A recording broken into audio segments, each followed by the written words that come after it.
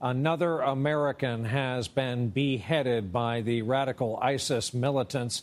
In this case, another American journalist. Государство грозит стать крупнейшей в истории террористической группой террориста Islamic State.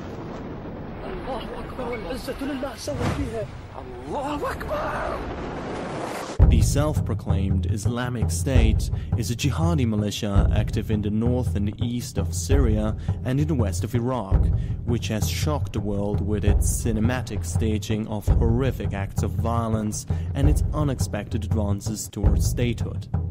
But why could ISIL expand so rapidly in the first place?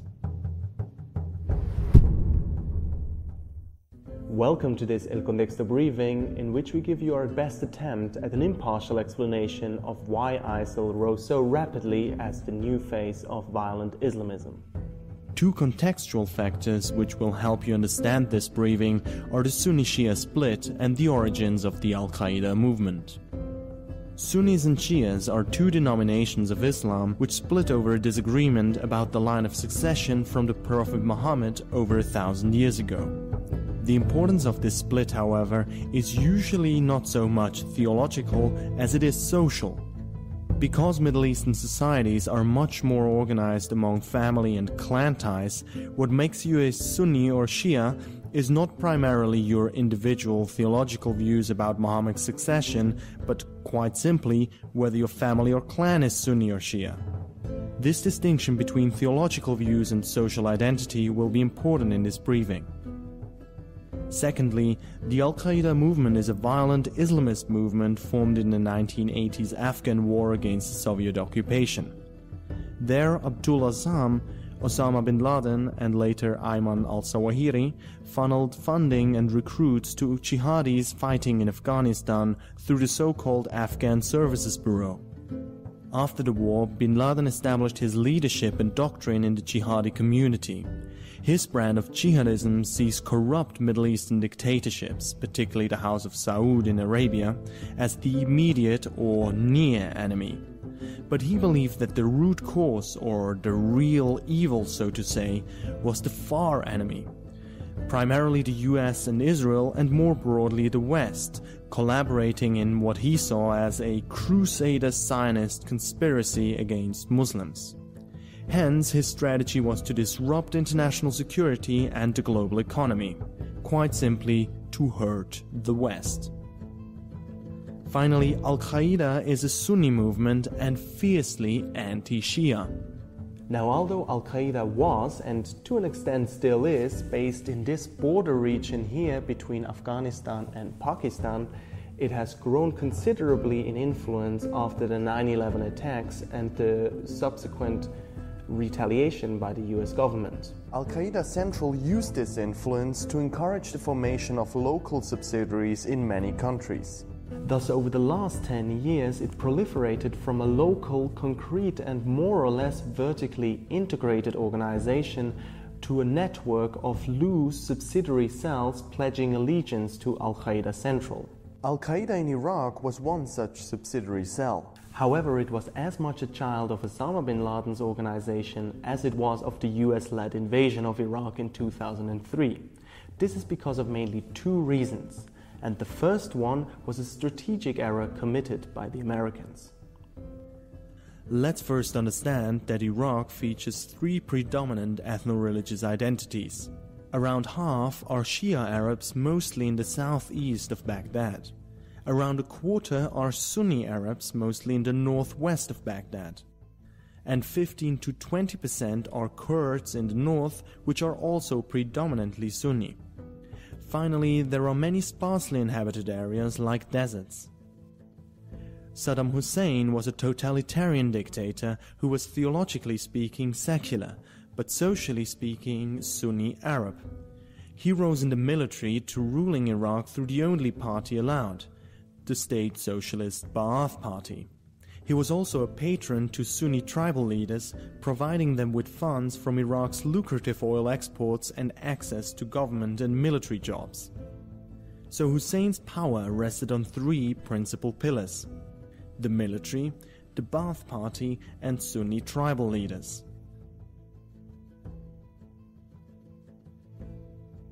After the invasion, the US-led coalition ran a strategy of de-Baathification. A little like denazification after the Second World War, the idea was to remove the influence of Hussein's legacy from politics, first and foremost by barring former high-ranking Ba'ath members from public sector jobs. But in Hussein's totalitarian Iraq, almost all notable state personnel had to be part of the Ba'ath Party. To ban them from public sector employment effectively meant to throw out all bureaucratic know-how. Then they also disbanded the military, leaving hundreds of thousands of trained and at times even armed Sunni men without jobs and income. As a consequence of the Baathification, then, a Sunni-dominated state was replaced not by a power-sharing agreement between Shias, Sunnis and Kurds, but by a state dominated by the long-repressed Shias in the south, for the most part under the government of Nouri al-Maliki. This strategic blunder obviously delighted the neighboring Iranians, who are also Shia, but it also played into al-Qaeda in Iraq's hands, because it gave Sunnis little stake in the new Iraqi state. The second reason was that the invasion was a propaganda gift to al-Qaeda in its own right. Largely seen as unjust and illegal, al-Qaeda could show Western forces, its far enemy, killing and occupying Sunni Muslims. It fitted the narrative of a Muslim world suppressed by the West perfectly. All of this meant that the Americans weren't greeted as liberators, but foreign occupiers, especially by Sunnis. And though many jihadis were foreigners too, Sunni tribes and Ba'athist groups cooperated more with them than with the US. And as al-Qaeda in Iraq gained prominence in the war-ravaged region, it began eroding somewhat the rival Ba'ath and tribal power structures and started calling itself Islamic State of Iraq under Abu Musab al-Zarqawi. ISI then lost strength because of three factors. First, some American generals, notably General David Petraeus, were competent enough to see that they needed the Sunni tribes and embraced policies doling out cash to Sunni leaders to effectively buy, and as it turned out, rent, their loyalty against ISI. Second, ISI partially spoiled the propaganda gift the invasion provided by using brutal and fanatically excessive violence against the civilian population, which led to a Sunni tribal resurgence against it. And third, American forces adopted sophisticated counterinsurgency tactics which all but decimated ISI. This confluence of factors led to the near defeat of ISI in Mosul in mid-2008.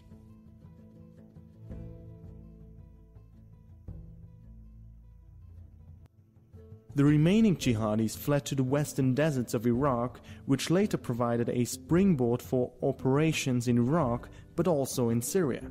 Because neighboring Syria was unraveling in the aftermath of the Arab Spring, when Bashar al-Assad's dictatorship clamped down on protesters and the rebellion began arming itself.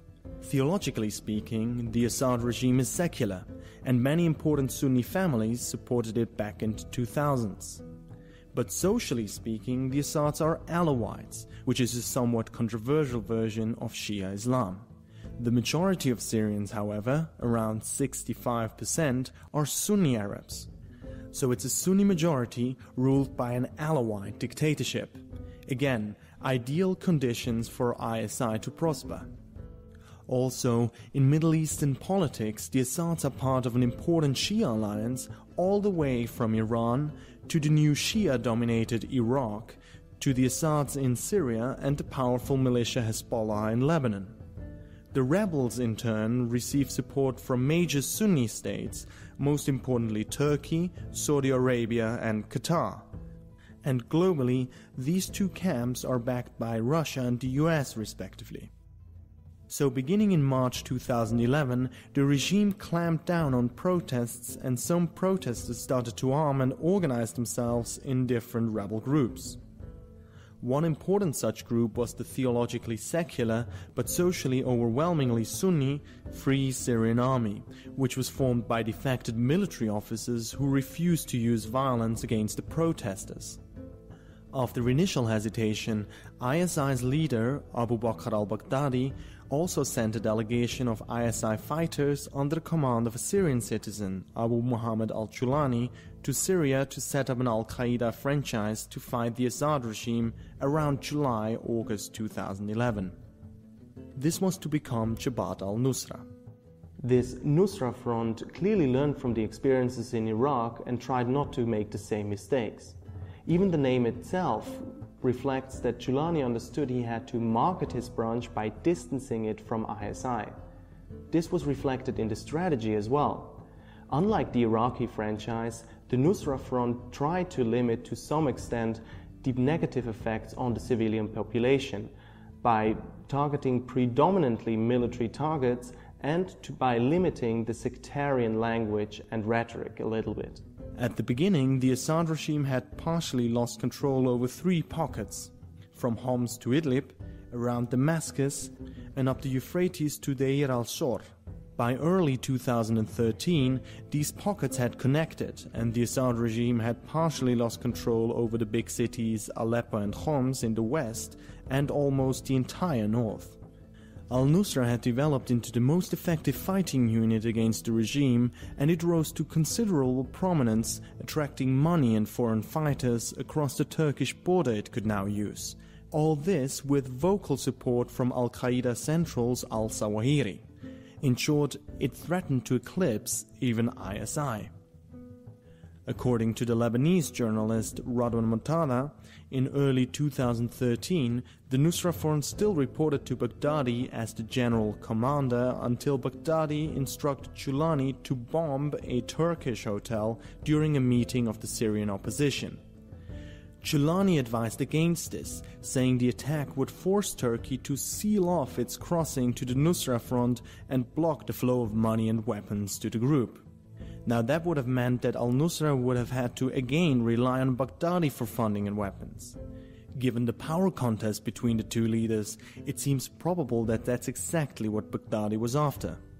Chulani, however, disobeyed Baghdadi's command. Then, in April 2013, Baghdadi unilaterally announced the merger of ISI and al-Nusra into a group, Islamic State of Iraq and the Levant, and began moving into Syria. Chulani sought arbitration from al-Qaeda centrals al-Zawahiri, who ruled that Baghdadi should remain in Iraq and Chulani in Syria. But now Baghdadi disobeyed and moved further into Syria to openly take on Chulani's Nusra Front militarily from around January 2014. After an 8-month power struggle, in February 2014, al-Qaeda disavowed any relations with ISIL. But this gamble worked out for Baghdadi, and most of Chulani's foreign fighters defected to ISIL, in what is now known as the inter-rebel conflict. The rupture between al-Qaeda and ISIL extends to the ideological too.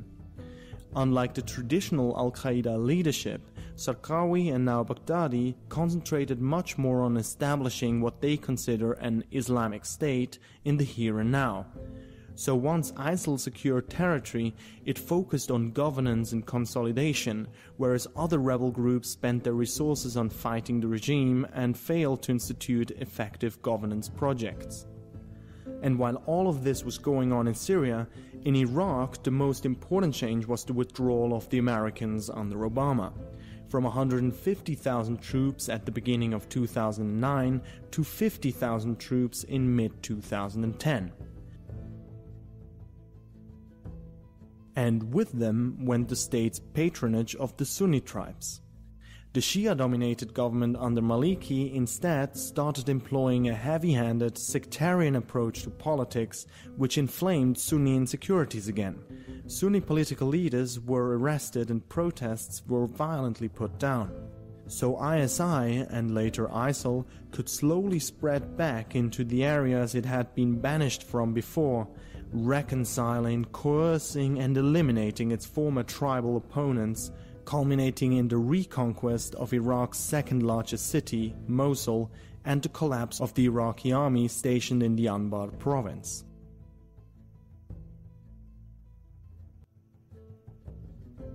At this point, the group declared itself an Islamic State with Baghdadi as its caliph. In the jihadi community, this is an open bid for leadership against al-Qaeda and should worry primarily Americans and Israelis, but the West in general, because one way to win jihadis' loyalty is to attack the so-called Crusader Zionist homeland. Internationally, much of the blame for Iraq's sectarian politics and the consequent rise of ISIL has been directed at the then Prime Minister Maliki. However, this is to simplify and underestimate the problem.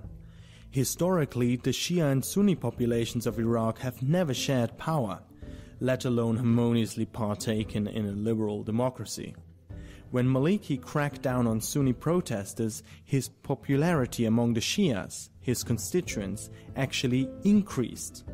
The Sunnis, for their part, have a hard time accepting that the Shias, as the bigger group, now legitimately get most of the profits from oil exports. The rise and potential defeat of ISIL greatly depends on how sectarian politics remains, which is far more intractable a problem than commonly assumed in Western capitals.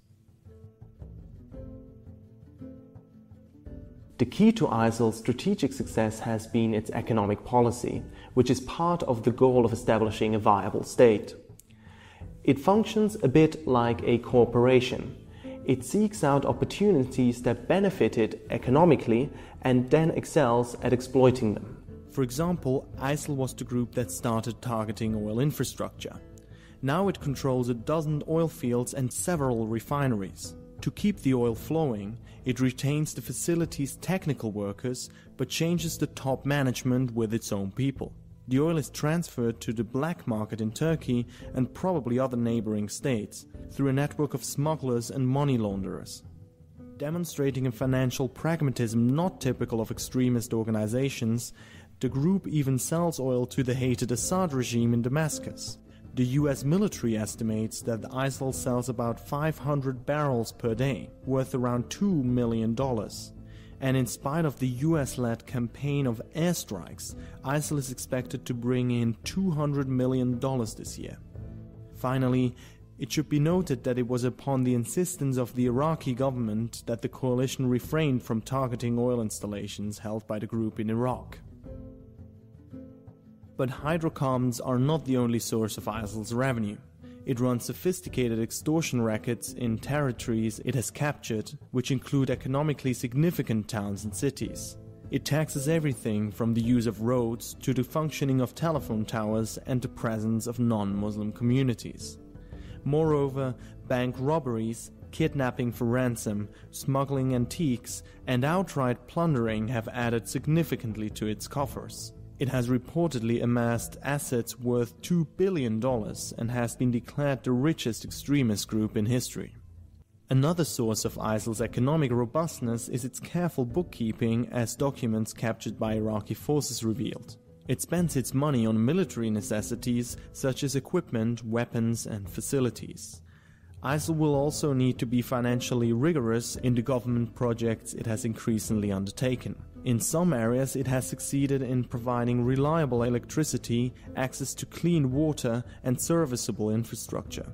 However, in most places it controls, it can't reliably provide such services. Given that the towns and cities it controls are significantly war-torn, supplying these services will put a large burden on the group, even if well managed. ISIL is much better at supplying more resource-intensive and less technical services like maintaining law and order and regulating the prices of basic goods. These services also contribute to its popularity. So in summary, from near defeat until around late 2011, ISIL could expand so rapidly because of the unfolding war in Syria and the rise of sectarianism of the Maliki government in Iraq after the US withdrawal. In Syria, it fell into its former allies, the Nusra Front, back in early 2013 and took over territory from the rebel factions that were already busy fighting the Assad regime.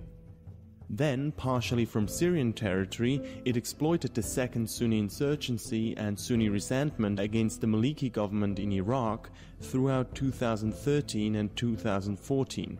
Additionally, because it aims at establishing a viable state, ISIL has been much better than other rebel factions at creating sustainable finances. Now, what about the future then? Given ISIL's eschatological outlook, just like with al-Qaeda, there is little reason to assume the movement as a whole can be pacified short of achieving Armageddon.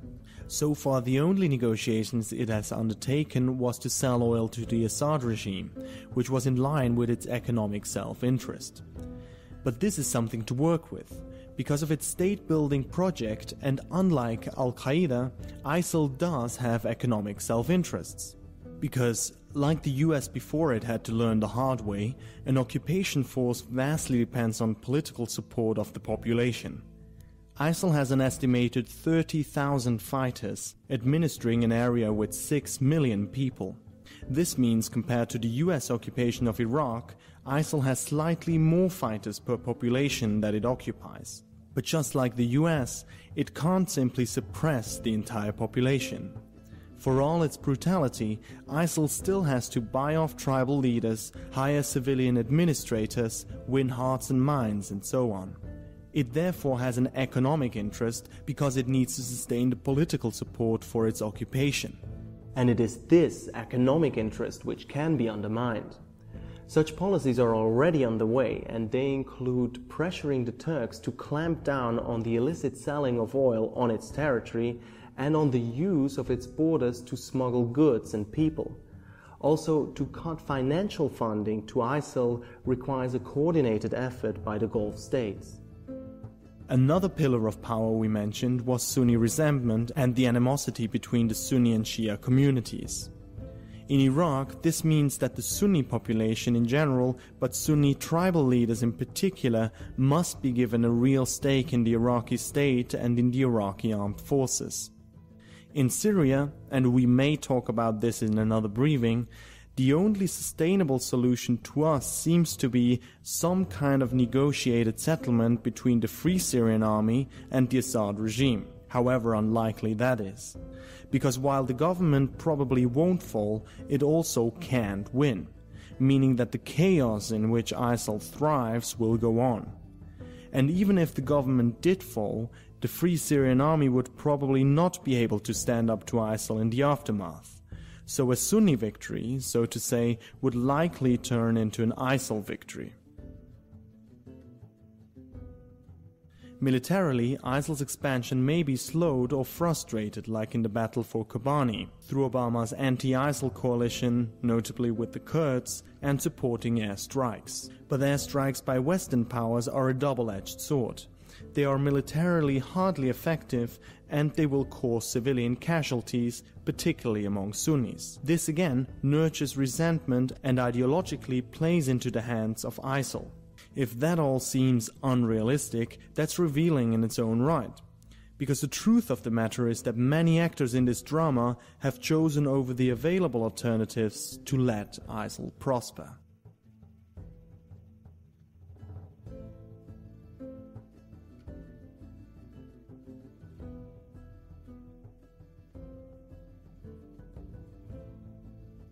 Thank you very much for watching this El Contexto briefing. In this briefing we tried to give you our best explanation of why ISIL rose so quickly. If you're not happy with this briefing, you can, as always, write us a dissenting opinion which we will publish on our website. Also, you can go back to our previous briefing where we explained the conflict between Spain and its autonomous region Catalonia. And finally, you can vote on the next topic you would like to have covered in such a briefing. Thank you very much for watching again, and goodbye.